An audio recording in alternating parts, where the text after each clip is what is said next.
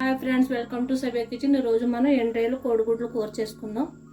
దానికి కావాల్సిన ఇంగ్రీడియంట్స్: కోడిగుడ్లు, ఎండ్రాయిలు, ఉల్లిపాయలు, 4 పచ్చిమిరపకాయలు, పసుపు, కారం, అల్లం వెల్లుల్లి పేస్ట్, ఉప్పు. స్టవ్ ఆన్ చేసుకుని కడాయి పెట్టుకుని ఆయిల్ పోసుకుందాం.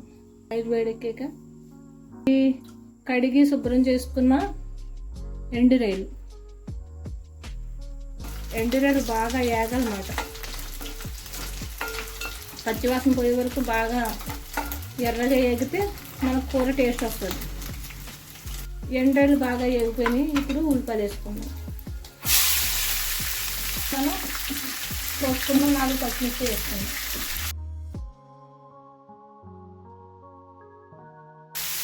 ఒక స్పూన్ ఉప్పు వేసుకుందాం. ఉప్పు మీరు రుచి తగ్గట్టు వేసుకోండి.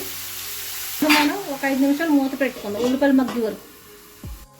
ఇప్పుడు మధ్య మధ్యలో కలుపుకుంటూ మనం ఒక 5 నిమిషాలు ఉల్లిపాయలు ఇలాగా వేగనిచ్చుకున్నాం కదా, బాగా వేగిపోయి ఉల్లిపాయలు. దీంట్లో మనం ఒక 1/2 స్పూను అల్లం వెల్లుల్లి పేస్ట్ వేసుకుని బాగా కలుపుకోవాలి. అల్లం వెల్లుల్లి పేస్ట్ బాగా వేగాక ఇప్పుడు మనం స్పూను పసుపు వేసుకోవాలి. కారం కూడా మీరు రుచికి తగ్గట్టు వేసుకోండి. నేనైతే ఒక స్పూన్ వేసాను. మా పిల్లలు కారం ఎక్కువ తినరు. ఒక గ్లాస్ వాటర్ వేసుకోవాలన్నమాట.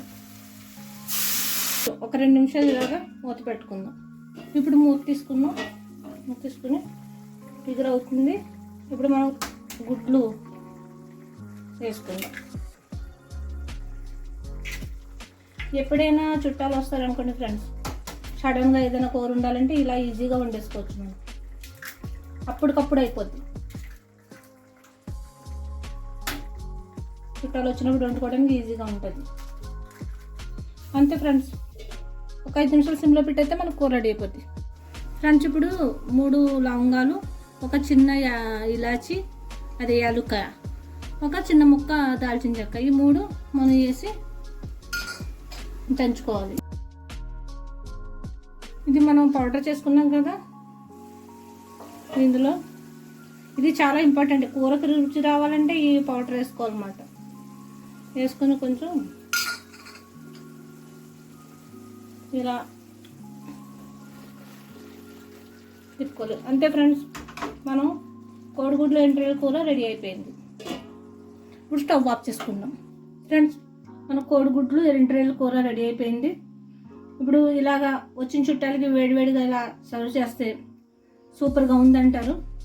మీరు కూడా ఇలా ట్రై చేసి నా ఛానల్ని సబ్స్క్రైబ్ చేసుకోండి, లైక్ చేయండి, షేర్ చేయండి, సబ్స్క్రైబ్ చేసుకోండి.